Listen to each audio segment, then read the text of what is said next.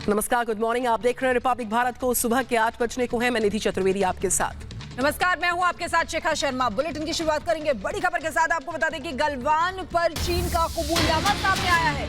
चीन ने अपने 4 सैनिकों की मौत की बात कबूली है। मारे गए सैनिकों के नाम भी जारी किए हैं।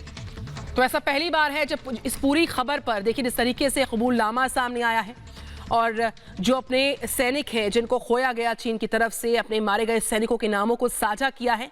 चीन ने कबूला अपने 4 सैनिकों की मौत की बात को। तो ये बड़ी जानकारी, गलवान पर हमारे 4 सैनिक मारे गए थे। ये चीन का कबूलनामा सामने आया है। तो ये बड़ी जानकारी इस वक्त की मिलती हुई। मारे गए सैनिकों के नामों को साझा किया, मारे गए सैनिकों के नाम की सूची को साझा किया।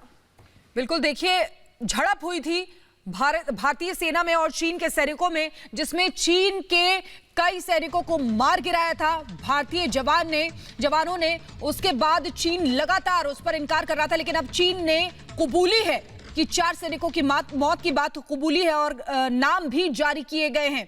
मारे गए सैनिकों के नाम जारी किए हैं चीन ने।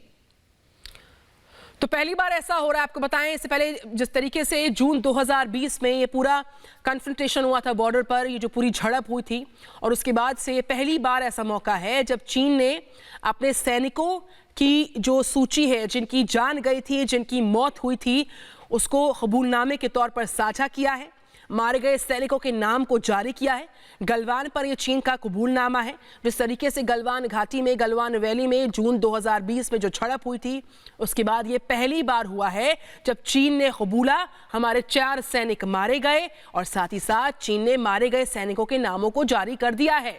बिल्कुल, और देखिए एलएसी पर भारत और चीन के रिश्ते लगातार तल्ख रहे हैं, लेकिन धीरे धीरे उनको सुधारने की कोशिश की जा रही है। कई बार बैठक हो चुकी है, कई बार वार्ता का दौर भी चल चुका है, लेकिन जो पहली बार चीन ने माना है कि गलवान में जो सैनिक मारे गए थे वो चीन के थे। और हमारे साथ हमारे सीनियर कंसल्टिंग एडिटर मेजर गौरव आर्या जुड़ चुके हैं। वेरी गुड मॉर्निंग मेजर गौरव आर्या। हमारे 4 सैनिक मारे गए थे, चीन ने पहली मर्तबा इसको कबूला है, और साथ ही साथ जिनको खोया चीन ने, उन सैनिकों के नामों की सूची को भी चीन ने पहली मर्तबा जारी किया। मेजर गौरव आर्या। जी बिल्कुल, आप ठीक कह रही हैं। ये काम इसलिए हुआ है क्योंकि अब दुनिया को पता लग गया है।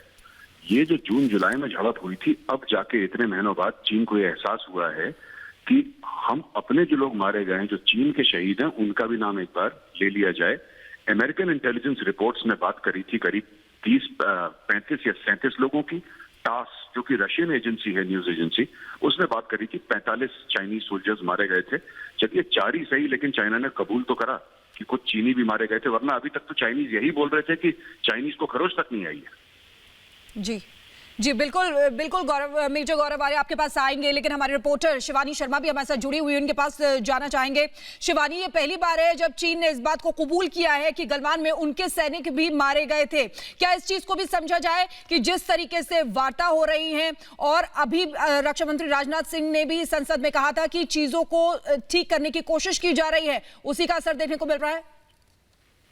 बिल्कुल, आप ठीक कह रही हैं। जिस तरह से बातचीत हुई है, डिसएंगेजमेंट चल रहा है, 10 फरवरी से डिसएंगेजमेंट शुरू हुआ है, और हमारी एक कूटनीतिक जीत है, हमारी सेना की जीत है, और शायद इसीलिए जो फेस सेविंग है अब चीन कर रहा है यहाँ पर, और पहली बार वो ये बोलने की हिम्मत कर पाया है कि उसके भी सैनिक मारे गए थे जून में जब गलवान की घटना हुई थी।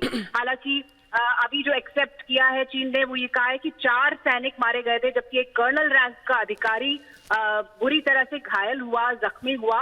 लेकिन कई जो एजेंसीज हैं उन्होंने भी खुलासा किया है, और हाल ही में भारतीय सेना के भी अधिकारियों ने इस बात का हवाला देते हुए, एजेंसीज का हवाला देते हुए कहा है कि 45 से ज्यादा सैनिक जो थे चीन के, वो मारे गए थे। भारी नुकसान चीन को इस दौरान हुआ। निश्चित तौर पर शिवानी शर्मा, बहुत बहुत धन्यवाद आपका। मेजर गौरव आर्या।